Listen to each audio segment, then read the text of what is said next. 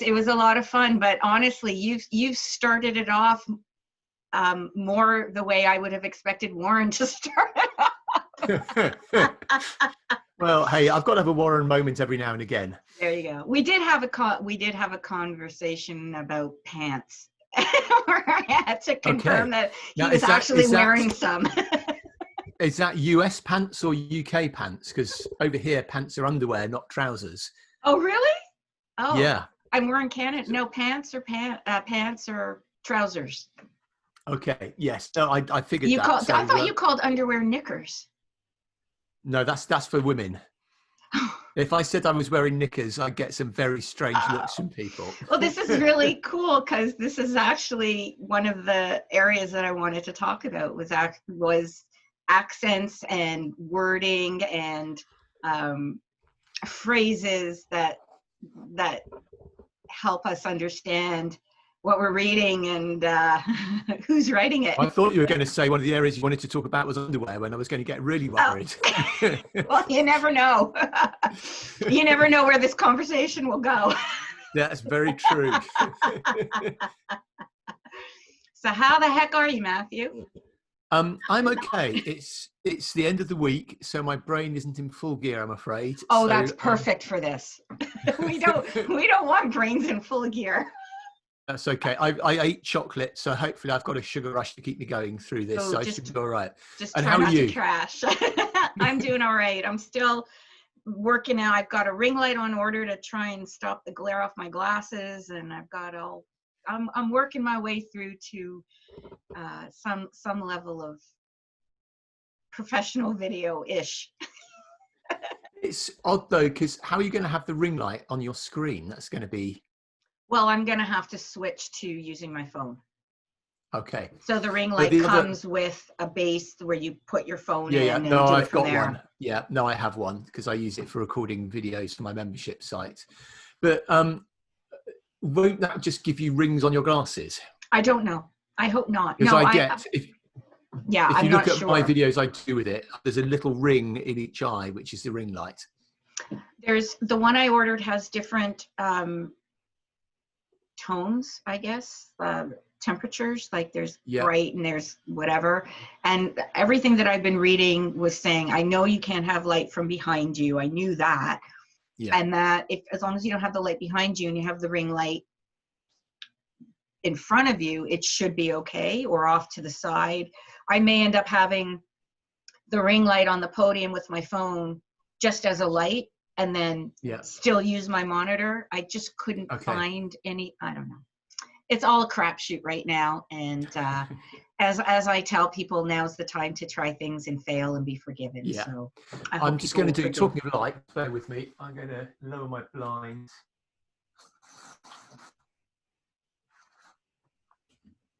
It just makes the light a little softer in the room and looks a bit better. No, actually, now you have a big glowing spot on your forehead that you didn't have before. Didn't I? Are you sure? No. But I don't recall seeing. Try it. No, it was better. But it was better before.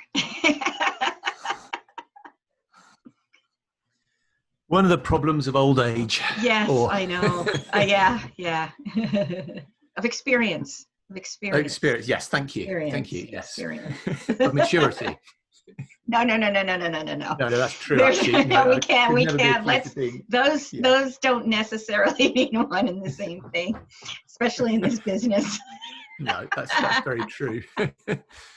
Right then. So, Matthew, UK, Canada, people think we're one and the same. We're not. No. We're close. So I want to ask you, UK, Canada, US, and I know you work with all of us. Yes. And I know you've had lots of conversations around UK and US. I don't really see too much about UK and Canada. How do you find the market, the vernacular, the acronyms? How do they differ between, in your opinion, between UK, US, and Canada? Where are the similarities? Where are the differences? So you guys spell color all wrong without the U, No, and I you spell it with a use. U. Canadians spell it Okay, with a U. fantastic. We That's have great. British spelling. Okay, so you use S's rather than Z's then. Yeah. Well, Fantastic. sometimes Okay. I think it depends on the words. Some are Z. I Okay. never know. I never know. To be honest, I work a lot with people over in the US and Canada, and we've never really had an issue understanding each other. I think people just accept that I am from the UK, and sometimes I speak a little funny, both in my accent and in my words, but we understand each other. I think, there was one time when I sent out my blog, and someone wrote back and went, "You really should proofread this." So I looked through. I'm not a great proofreader, but I looked through and I really couldn't find anything wrong. So I emailed back and went, "I'm really interested. Just tell me what I did wrong." And it was all, he came back and everything. He turned all my S's into Z's. So I had to go back to him and go, "No, I wrote this in English, not American." And I warn people, if I'm writing content for the US or for Canada, as I write it in English, and they may need to translate it a little bit. But generally, I don't find it an issue. And actually, structurally, the printing industries are not that different in the different countries. So, what I have found is that certainly in the US, I would argue that the UK printing industries the trends there are maybe between 5 and 10 years ahead of the US ones. And I don't know for Canada, you'll be able to help me out here, but in the US, there's still, they're dwindling, but there's still a large number of traditional print buyers. Mm-hmm. Print management hasn't taken off to the same level as it has in the UK, and all that's going to come. It's just not there yet. So some of the trends we have in the UK, maybe because we're a smaller territory, I'm seeing those, and then I'm seeing them happen in the US a little bit later as well. So that makes it quite interesting. I think a lot depends on whether the company is a Canadian entity or a US entity. If it's a US company but a Canadian subsidiary, they're still going to have that sort of US parent. If they're Canadian owned, Canadian run, although the market, so here's what I've learned working for both. Yeah. When you work for a US company with a Canadian subsidiary, their sole mandate is to sell to Canada. That's all they care about. That's why they have a Canadian subsidiary. So of course, it will be Canadian spelling. It will be Canadian content, more geared towards that Canadian market. When you're a Canadian company, you want to market to the US. So although you're a Canadian company, then it comes, well, do we do US spelling? Do we do Canadian spelling? It becomes a little bit more challenging, but the Canadian companies want to crack US. So it's a little bit ironic. You work for a Canadian company, but you're selling into the US. You work for a Canadian sub, you're focused on Canada. Yeah. And that's really where, and then you have Quebec, which is its own entity of having to deal with French. I was going to say that between the different sides of French and English Canada is presumably there's some quite big differences there. But I guess from my point of view, I don't see that detail. When I was in Canada, there's I understood there's big differences between culture and the way people think about themselves between Canadians and the US. Yes. I don't necessarily see that in business practices. And it's the same if you look in the UK, between, say, Scotland and Wales and Ireland and England. We're all fiercely proud of our heritage. Yes. But we all kind of do business in the same way, typically. And there's a few that stand out doing things differently, but typically it's all the same. So in my mind, although I understand that, a Canadian would be horrified to be called an American. Well, it depends who you ask. Okay. Many of the ones I've spoken to seem to, fiercely, I'm Canadian, I'm not American. Yes. But in terms of business issues and things like that, I see it as broadly the same. Oh, yeah. Absolutely. The one thing that gives content away to me, if it's been written overseas, is when I see the word whilst, because you will never see the word whilst written. Oh, whilst. Whilst. Whilst instead of Whilst. No, it's while. Oh, whilst. do you say Yeah. whilst? See, and I Yeah, say whilst. whilst. Yeah, see, there you go. I was I don't even wondering, know I was how to thinking I've never pronounce it used properly. that word. I don't even I know thought how you to were pronounce teaching it me a new properly. word. Yeah. Bespoke, although Yeah. we all know what it means, is a very, I find, to be a much more European term. It's starting to get more into our vernacular, but for the most part, bespoke and whilst were the two. As soon as I saw, I knew I'm either dealing with a company whose roots are in Europe or in the UK, or it was written by somebody over there. So that's my little, Okay. what I look for. I never use whilst. That kind of is kind of quite formal, old-fashioned. I wouldn't write that. Bespoke, I might. But here's the thing that I think's interesting. So when I started up, I came from a procurement background. So I went out marketing to printers, and I was using lots of procurement language because I thought they'd be really impressed by that. And most of them just didn't get it. It went straight over their heads. I think that actually, rather than the territory language, the language we use for the type of customer we're trying to attract, there's a lot more to do there than most people realize. So, lots of people have a one-size-fits-all message, and you can't do that. You wouldn't speak to a legal company in the same way that you'd speak to a typical design agency. So that's one of the things that I think is missing.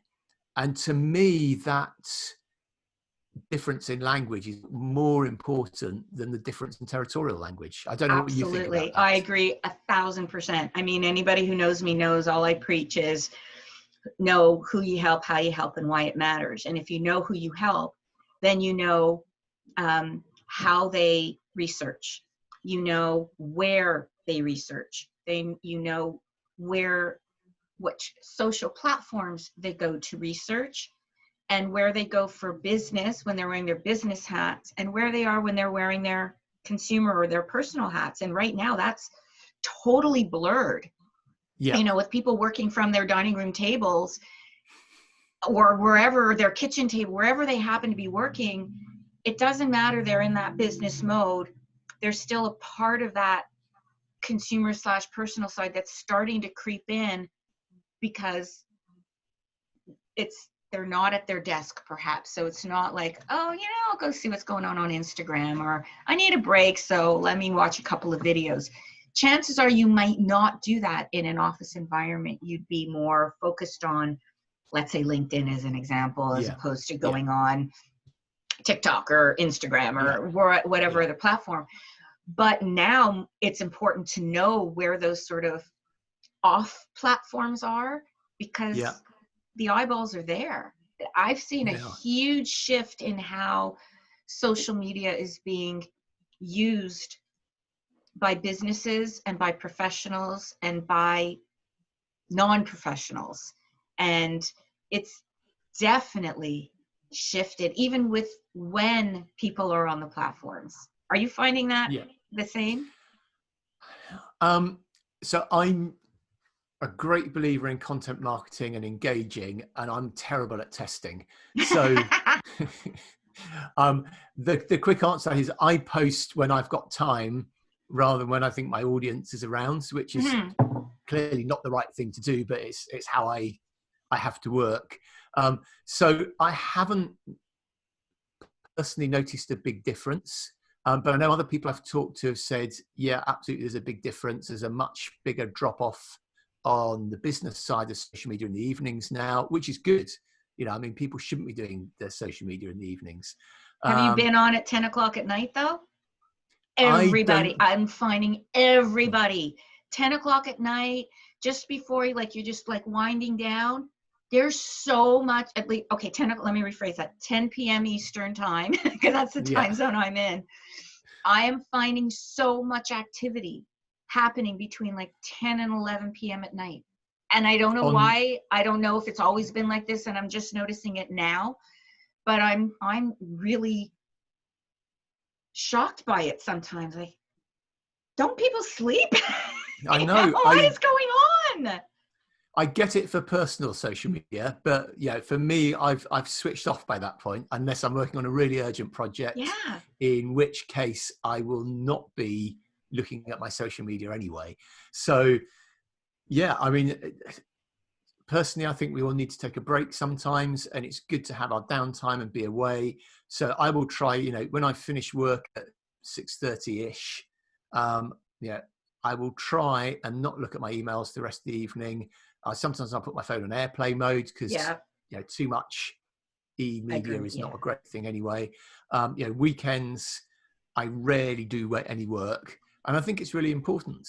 But I'm British, so we have a different attitude to holidays and time out than maybe in America, and I don't know about Canada, but I know you seemed surprised that I had a couple of vacations over the summer, whereas that would be quite normal in the UK. Yeah, I mean, I know you guys, Americans always make fun of Canadians because of the amount of long weekends we get. We get I think we have 10 over the course of the year as compared to maybe 5 or 6 in the US. Yeah. But from a vacation perspective, doesn't Europe, isn't it didn't it used to be like 6 weeks holiday or vacation or something, like a crazy amount? It used to be 4 was the standard, and now I'd expect to get 5 with a job and maybe some options to get some time in lieu or other things to make it up to the 6 weeks. And I think that's great. I think that's what we should be doing. We've got to get the work-life balance right. Yeah. And here in Canada, sorry, go ahead. I was going to say, it may sound surprising to some people on here, but there is more to life than print. No. But no, I totally hear you. It's so let me ask you, so when you're not on, are you still on social media, but maybe different platforms? Or are you just completely disconnected? I'm more disconnected. I use Instagram a bit because I'm a keen photographer. So I'll share my photos and look at other people's photos on there.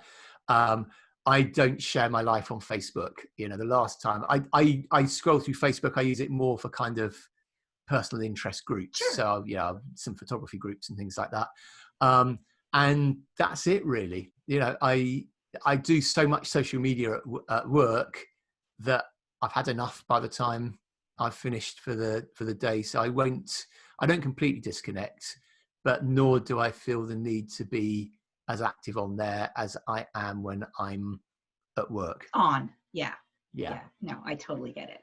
So here's I'm going to ask you the question that I ask everybody when we shoot the shit and see where it goes. How have business conversations changed over the last 2 weeks? I'm going to really disappoint you with this answer, Joanne, but over here they haven't really. That's not disappointing. That's encouraging as far as I'm concerned. Yeah. There is some stability here now, I feel, that wasn't there 6 weeks ago. Mm-hmm. So explain what you mean by a little bit more stability. Is it because, and I'm not sure where you're at from a phase perspective. Okay. All I hear here is the US. I hear more about the US than I do about Canada. Then I hear about Canada, and then maybe I hear about other places. Okay, so I know that certainly in the US, it's still, there's a lot of issues there, and it varies widely. In the UK, we have eased lockdown. We haven't completely finished restrictions, but we've eased them. But they are doing 2 things. So from certain territories, either you have to quarantine from certain territories. So if you fly in from certain countries in Europe, and it's changing on a regular basis, they tend to be adding more. Just yesterday, if you are in Austria or Croatia, if you're not back by end of play Saturday, you have to quarantine for 2 weeks.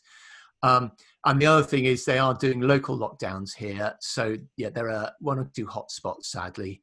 And they're doing local lockdowns to try and contain that, which I think is absolutely right. Mm-hmm. Now, it may all change when the schools go back, but right now it's possible to carry on with business a little bit more traditionally than it was a few months ago.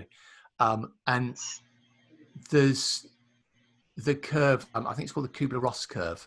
So it's dealing with change. And I kind of experienced this and wrote about it. And then someone told me there's a whole model about it. But what I found was that when this whole thing hit, there's this huge kind of head in hands, what on earth's happening at the moment, anger, resentment, huge anxiety. That's stage one. The next stage that I went through was, well, how am I going to build my business right now? What do I need to do to make sure that I've got the right cash flow? Because as someone who does a lot of face-to-face training, suddenly I had a whole load of work that was cancelled. So what do I do to deal with the now? Make the right cost decisions. And for printing companies, that's even harder. Yeah. Because they were putting, and the government over here has been very good with furlough schemes. So, printing companies have been able to put people on 80% paid leave until things have got better.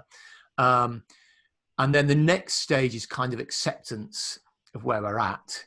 And then finally you move through to starting to plan and then to be excited about the opportunities. And I think, most people, I did a couple of webinars where I asked companies from the printing industry how they were feeling about things. And most people were now planning and excited for the future. Some were still dealing with, what do we do? But a lot of the people were going, we're now building for what everyone calls the new normal. I don't think there is going to be a new normal. I think it's going to be new continuous change. It's just normal. I don't think we'll go back to the way it was. No. Delivery companies have said they've had to go through 15 years change in 3 months. And it's the same for so many other companies as well. It's been a huge change. There'll be so much less office-based working now. There's going to be some major shift changes. But because we've gone through that and because we eased lockdown, I'm trying to think now, the restrictions started being eased probably a month, 6 weeks ago. We're now at a stage where we're used to that bit. So the conversations in the last 2 weeks have been pretty much the same, which is nice to have that stability for a bit. Yeah. And how about over your way? Because I don't really know. I've heard a lot about the US. I don't really know much about Canada, but how are things over with you? It's very similar. So again, I'm in Toronto. I'm in North Toronto, so I'm about an hour north. I'm not really in the hub of the city, the downtown core. Of course, there were also some major hotspots, with the downtown core being that. For the most part, we're in stage 3, which means we can have groups of up to 50 people. People are starting to go back to the office. Public transportation, everything is working as usual. Masks are mandatory. Malls are open. People are starting to buy, starting to shop. I mean, both of my kids work in shoe stores. So as that's their like part-time to get them through school. And they're both just, it's great. They're saying how crazy busy it is, with all the parents excited to be buying shoes for back to school. Because their kids are going back, and it's scary. It's a little bit scary. There's a lot of still uncertainty as to what that's really going to look like. And again, depending on where you are, whether it's hybrid classes, or I've heard where they're going to stagger which groups go in which days. So some might go in Monday, Wednesday, Friday. Some might go in Tuesday, Thursday, or switch it up so that there's fewer children or teachers or people at any given time. So it is starting to seem a bit more normal, but there's still, the university's completely virtual for the first semester. Second semester, they don't know they're saying at most it will be a hybrid. If you have to do labs, if you actually have to be there, obviously you can be, but everything else is virtual. People are going back to the office, but not completely. It's like, if you want to be in the office, go to the office, but there is still a huge dense population working from home. Again, government, we've had lots of, I think, unfortunately our great grandkids will be paying for this for a long time to come. But I think the government did a pretty decent job of really stepping in with the different programs and subsidies and financial assistance that has been provided for anybody who's either been laid off. We say laid off versus furloughed is a term that I didn't even know of until, I mean, I knew of it, but I didn't really get it. But yeah, we call it just you're laid off. There's lots of rehiring incentives here. So, you know, the government will pay 75% of salary to bring somebody back. So there's lots of programs like that going on. But at the end of the day, it's still very scary. Retailers are still going out of business.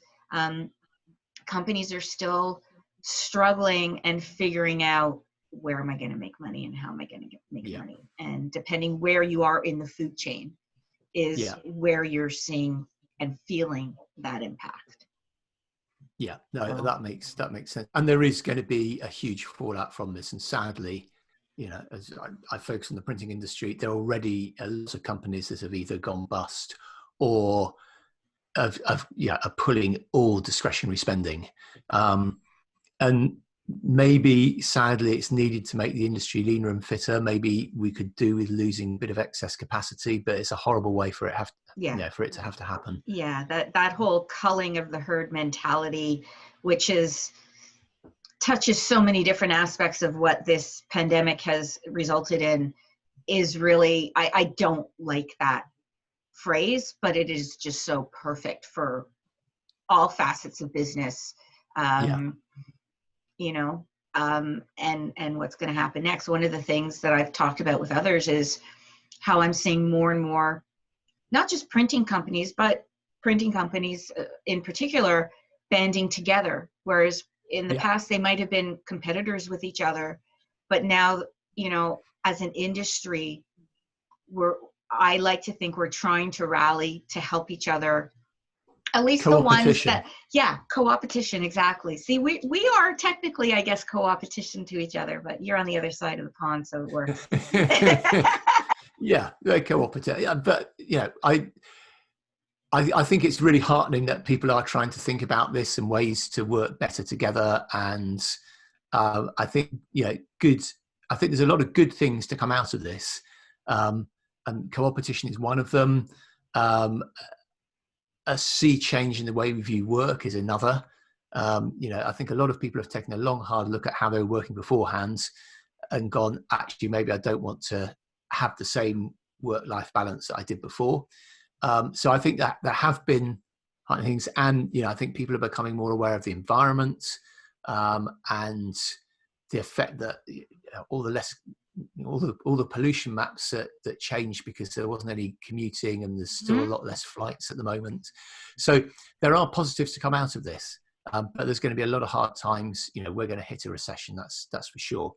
And yeah, so it is going to be hard for a lot of people, which, you know, it's such a shame. My heart goes out to everyone who's been affected by it. But I think we have to look at the positives as well. So when you're talking to companies, where do you see them thinking they should be spending their dollars? It depends on the company. It depends on their culture. Yeah, I've talked to some companies who are going, you know what, money's so cheap right now, let's invest and expand. You know, and there's people who've been putting in new presses who are keen to do that. I talked to a company in Australia that was going to invest $250,000 in their systems to get better. So there are people out there who have an appetite to spend, which is great. I think people are spending, either it's kind of they're going out and they're looking to expand and they're looking to invest in things that will make them more efficient, typically. And in their workflow. Some are investing, and a lot of people are investing a lot more in having to be online now because they're being forced into it because that's where buyers are. So that's another area. So you mean like a web to print type of portal, or you just mean in general being able to have collaborative tools and back end systems to be both? Okay. Yeah, so both. You know, it depends. You know, some people want to go full on web to print. Some people realize that they just need to improve their online presence in general. It depends, but there's a lot going on there.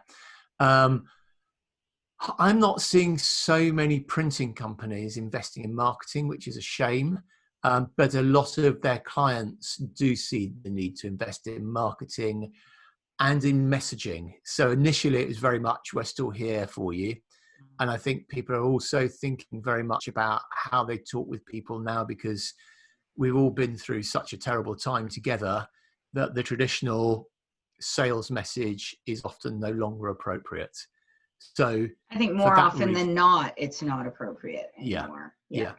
So there's investment in how we communicate as well. And I'm hearing anecdotally of a uptick in direct mail, not necessarily in volumes, but in the number of companies using it, and using it as maybe slightly smaller level direct mail campaigns.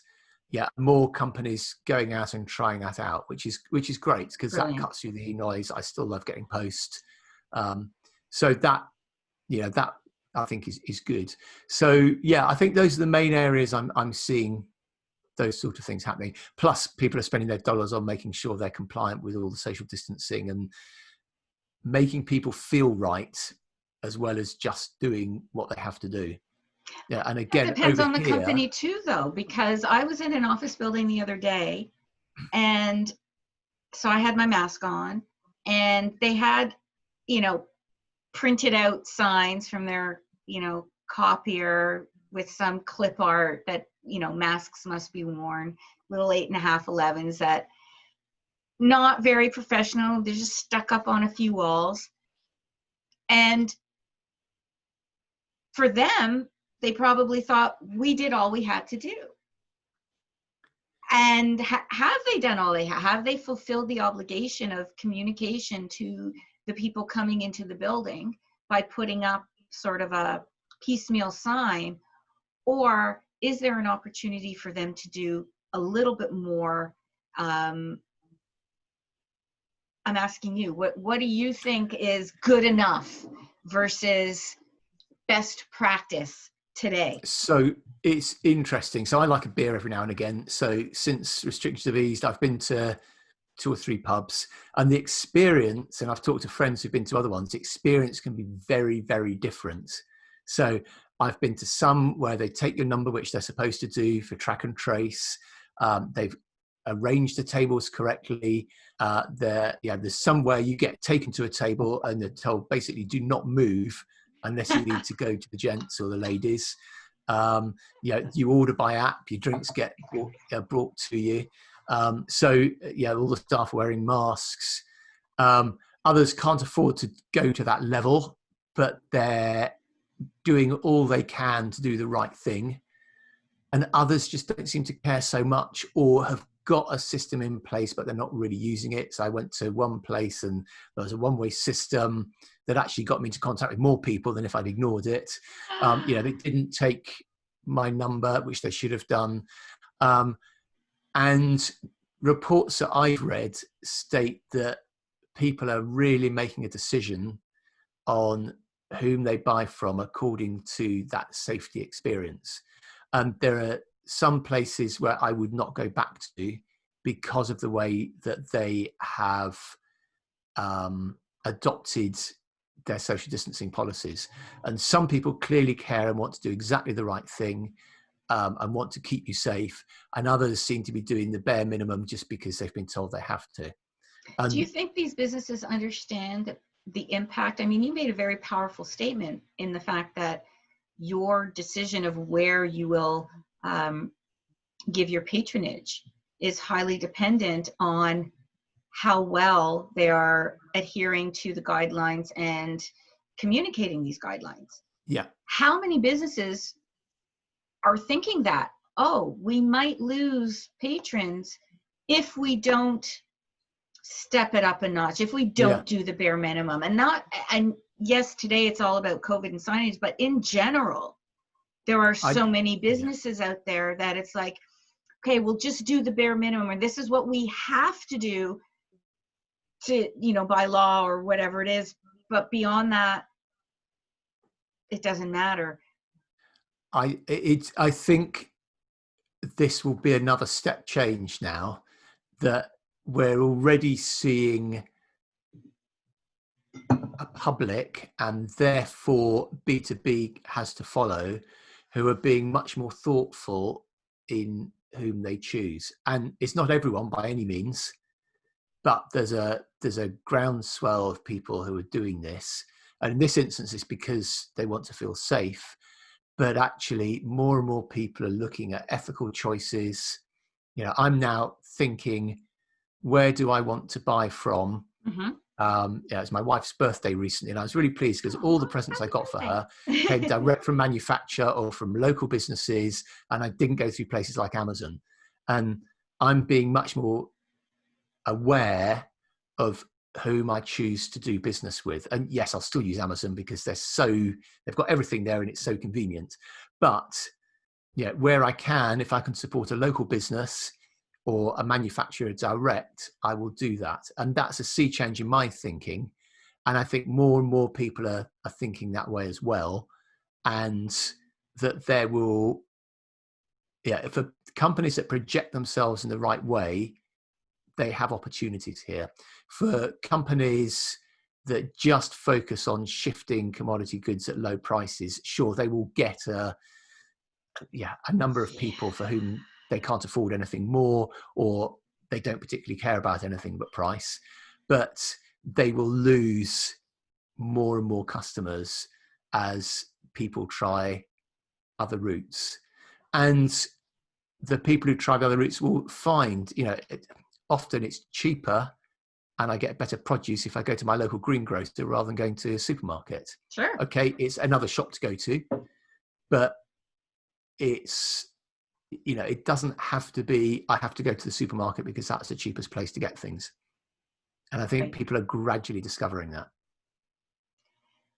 So how would we, as marketers, how could we help some of these businesses recognize the value in doing more than the bare minimum?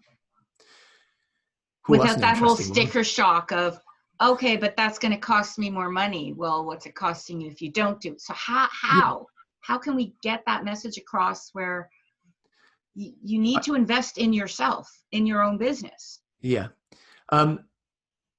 It's an interesting one. I think as more data comes out, then people will see the fact that they will lose customers if they don't adopt this approach. And maybe there's an education piece there that we should all do. And then I think it's a question of going in and talking to them and helping them actually find their own core values that they want to promote and finding a way of them being able to do that. And there's companies doing this. So there's a few breweries I know that want to become B Corps. You're familiar, so that's the environmental side of things, and you have to adhere to strict environmental standards to become a B Corp. But it's socially, corporate social responsibility is a big thing now as well. Well, especially for millennials and Gen Z, that's huge. Yeah.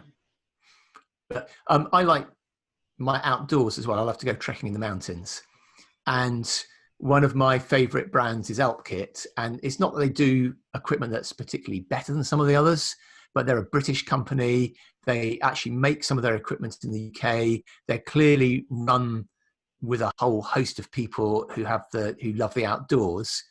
And those values make me want to support them rather than maybe some of the bigger brands that rely on their name and their standing rather than their true passion in what they do.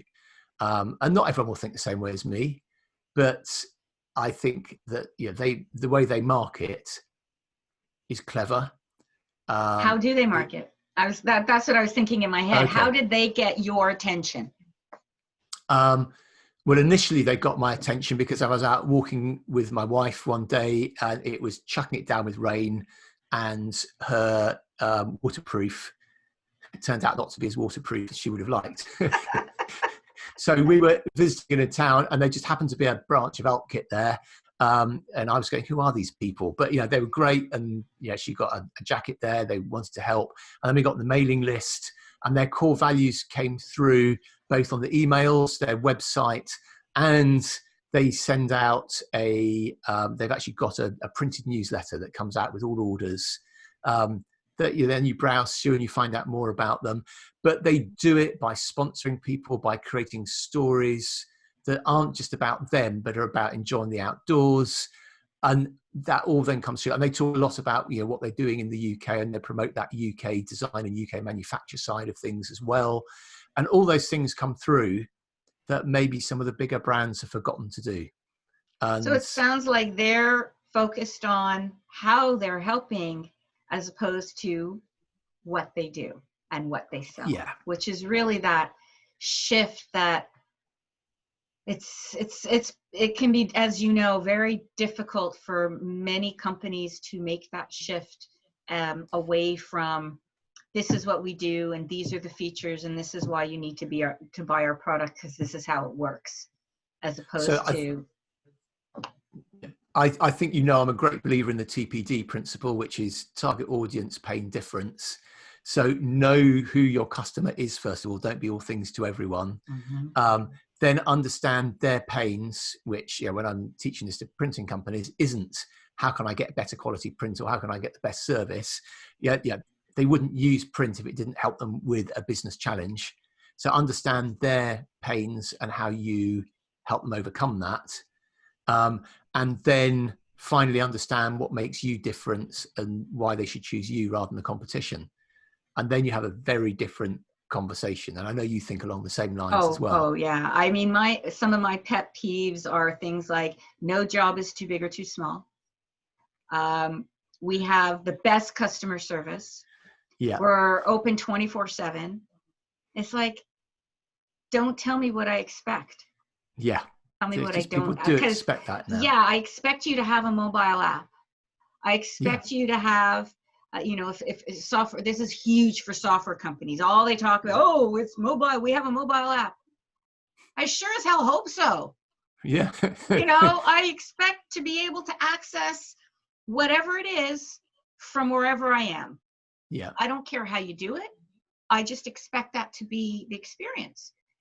And if you're shouting it everywhere, then it makes me wonder if this is your differentiator. Yeah. What's the rest of it? Yeah. And the other thing I say is 5 words that everyone should remember is be in your customer's shoes. Yes. Yeah. And so few people think about it from their customer's point of view. They're so busy thinking of what they need. But if you switch that round, that's when Outkits start going, okay, let's talk to people about the outdoor experience and just general articles to help them have a better wild camping experience. Let's take some of our staff on wild swimming and do a blog about it because people want to read it. And I love all that, rather than having to read stuff about, you know, their I don't care how they manufacture their kit. You know, I'm not particularly, I care how it performs, but yeah, I'm not interested in you just want to stay dry when you're out in the pouring rain. Exactly. Yes. You know.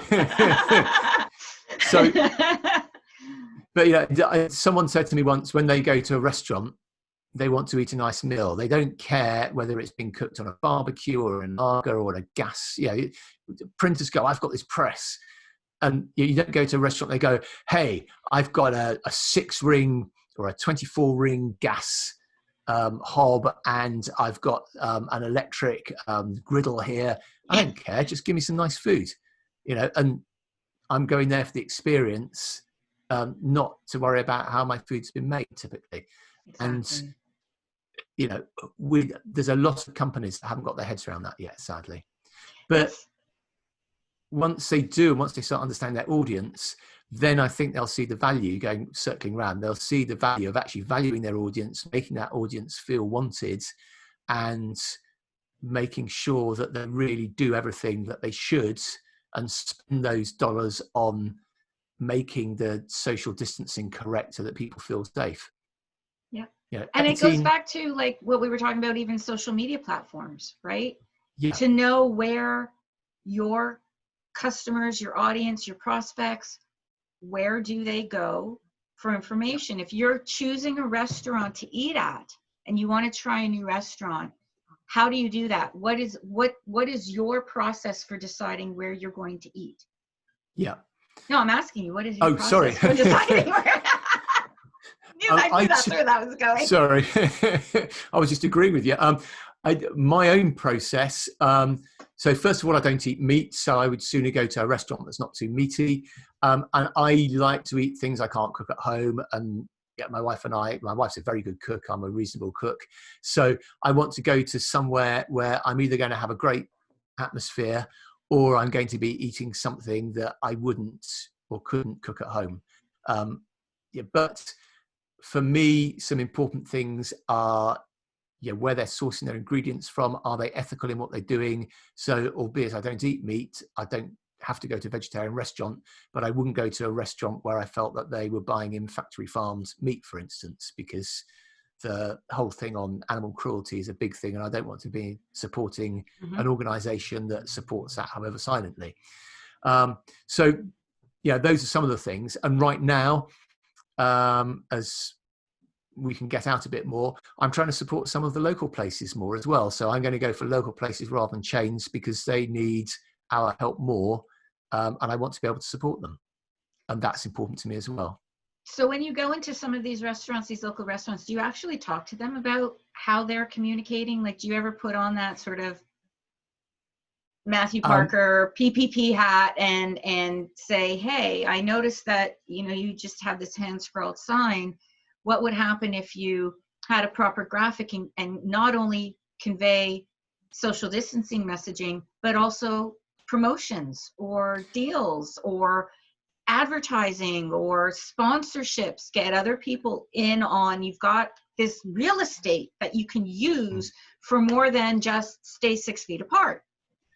I should do more of that, and I don't, to be honest. I'm out for the evening. I don't want to work at that point, so I'll let them sort it out. And to be honest, if I felt I could really help a local business, I would.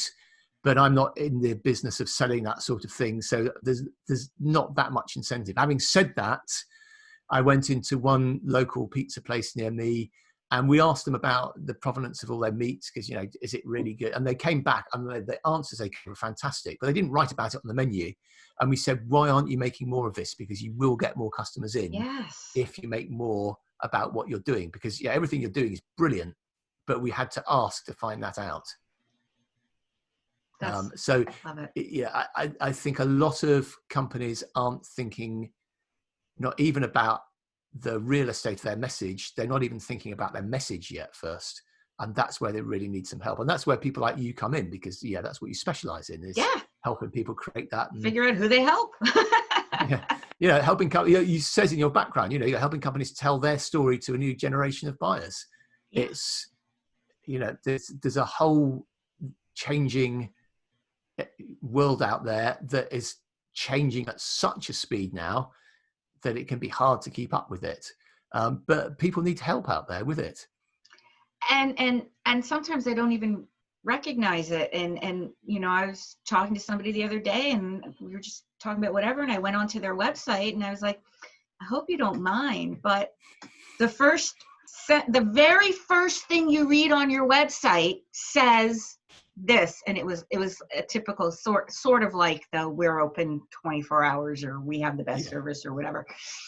And I'm like, but way down on the bottom of the page, you've got this amazing statement that really sets you apart. And I point that out, and it's like, holy crap, never thought of it that way. So sometimes it just takes somebody to look at it and say,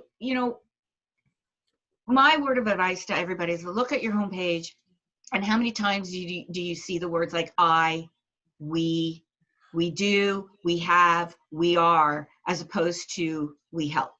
And if you can just put that word help after and stand back and fill in the blanks, you're already halfway there. I take it even further. So I say that a good website copy says you rather than we.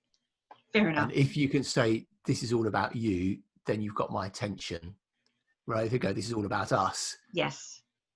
so what? And if you're a printing company, don't put a picture of a printing press. Oh my God, do not put a on picture your of a printing website, press. please. There is a place for it, for all the press nerds who want to see your equipment, and you can very well put it in a section called Our Equipment, if it's that important to you.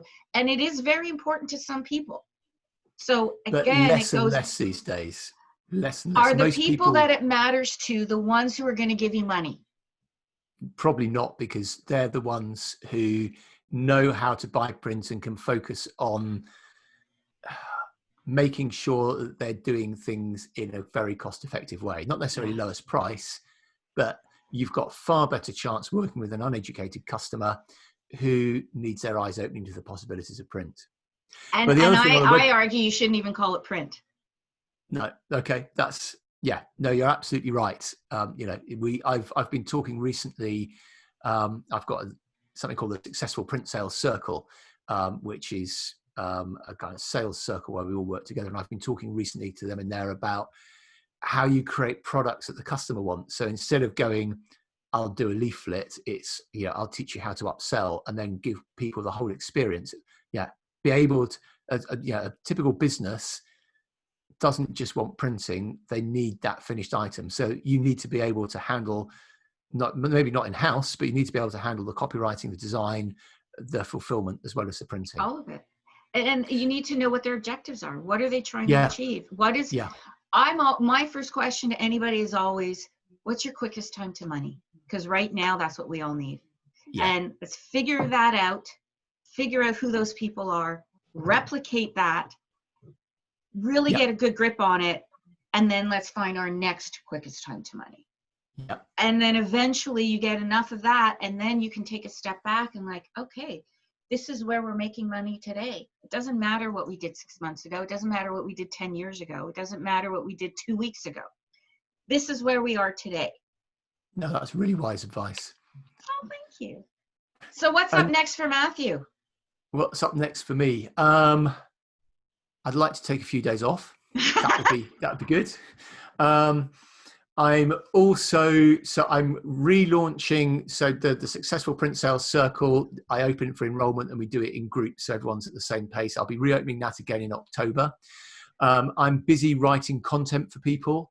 I have a few people who are talking to me about my mentoring services, where I work with people one-on-one to help them with anything to do with their customer experience, basically. So there's quite lots on my plate at the moment. And then, am I allowed to mention my free resources as well? Can I do that? Yeah, absolutely. Okay. But I'm still encouraging people to sign up for my free ebook, 10 Common Print Selling Errors and What to Do About Them. And it's awesome. It's awesome. It's awesome. Oh, thank you. And I've got another one, How to Create Warm Prospects on Social Media. So if you go to my website at www.profitableprintrelationships.com, they're signposted all over the site. You haven't got a hope of avoiding them at that point. And I like the way you have a very well-rounded approach to getting the message out. And I really, I admire that. You're one of the folks that I pay attention to, how you share content on social media, how you send out email campaigns, how you communicate your call to action. There are some subtleties that clearly work. I cannot end this call without mentioning the LinkedIn movers and shakers. And I know that the results came out, and I haven't had a chance to dive into them today. Did you make the list this week? I don't know. I haven't checked.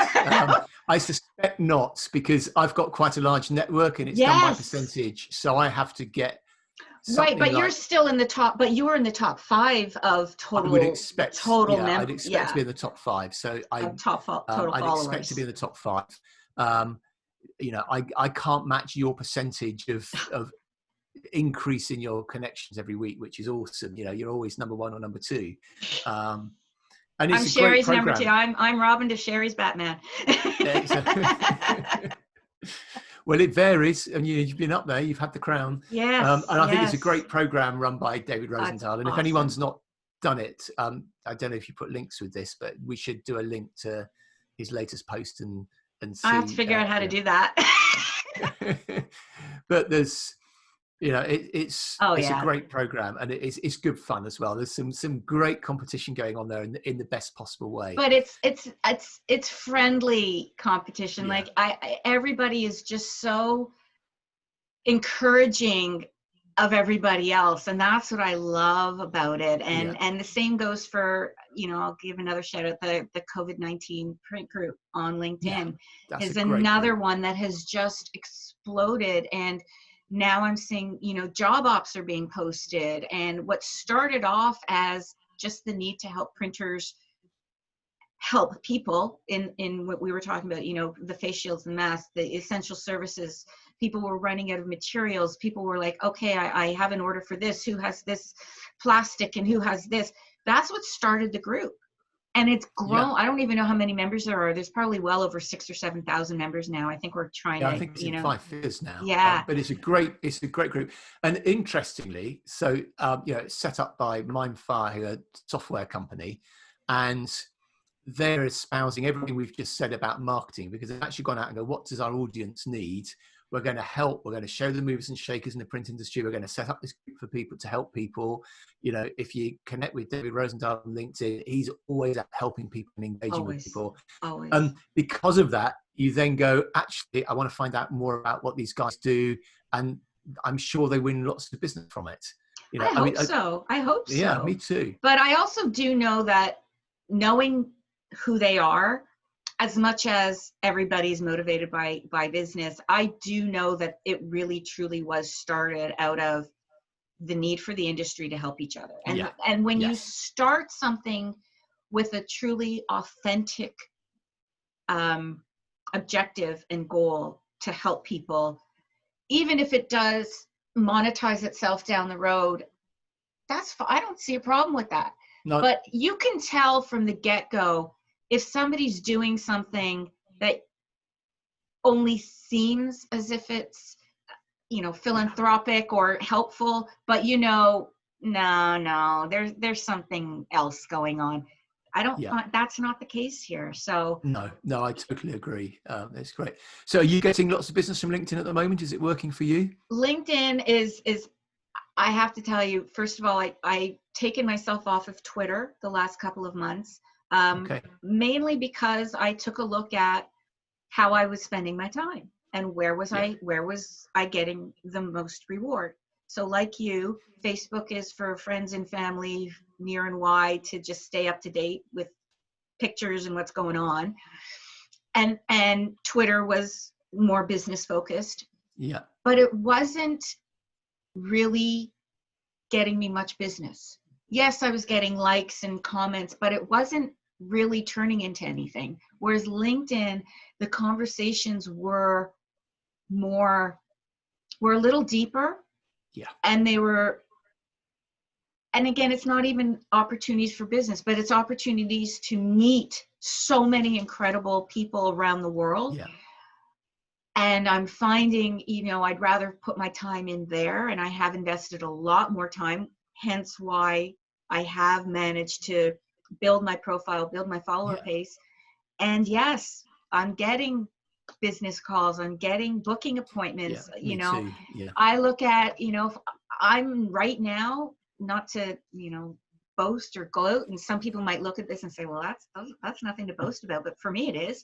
If I can book 3 or 4 calls strictly from LinkedIn conversations, and I'm getting 3 or 4 meetings a week, that's fantastic. I'm excited about that. Yeah, you should be. I mean, that's great. It's working. And that's what's happening, and it's all starting out just by quick conversations and learning more. I've learned so many amazing things about people and so many cool things, and then it just makes having the business conversation so much less stressful. Yeah. Right? Because it's like you're talking to a friend. This person, you've developed a bit of a rapport, you have some things in common that you can talk about, and then that trust, it really comes back to building that trust of, like, you don't have to take my word for it. Go talk to other people. Go check. I tell all printers out there, you don't need to reinvent the wheel. I have got so much content available for you to share that shows why you need print. go share it. Go share with somebody's wants to look at direct mail, but they're not sure. There's like one of any number of articles. Go share it with them. I don't care. If that brings you business, I'm very happy. And just remember where it came from. Yeah. No, it's great. It's what you got to do. You can't sell right now. I don't think you can't. You have to just engage and build the relationships and build that trust and show the value that you bring to the relationship and how you're going to help them with whether they're a printer, whether they're a software company, a manufacturing company, or whatever it is they're doing. If you have the ability to help them, that's what they need right now. Yeah. No, I agree. I think it's great. Very wise words. Well, thank you, Matthew. So where can people reach you? Where's the best place to find you? So please connect with me on LinkedIn. You can find me there. If you search for Matthew Parker Print Champion or just Matthew Parker Print, I should come up. You can follow me on Twitter at Print Champion. Please go to the website, profitableprint.relationships.com, and sign up to the Buyer's Newsletter and get the free ebooks. Where else can you get hold of me? Those are the best places to get hold of me at the moment. But yeah, if there's any other place you think I should be, then please let me know. But yeah, LinkedIn, website, Twitter, you've got a pretty good chance of getting hold of me there. And awesome. Yeah, I love getting questions from people and having conversations and answering. It doesn't have to lead to business. So yeah, please just reach out if you've got a burning question and let me know. Perfect. I love it. Thank you so much, Matthew. Thanks, it must Joanne. be it's the end of the day for you now. What time is it for you now? Like 6:30 or 7? It's just gone 6 p.m. Well, so I've got to finish off a couple of bits and pieces, and then I'm done for the week. So that'll be good. Right? You've got most of the day ahead of you. Yes, but it's been really good. I've really enjoyed our conversation. So thank you so much for having me on. We'll have to do it again. Yeah, I'd love to sometime. All right. Good. Take care. Take care. All the best. You Bye too. for now. Bye. Bye.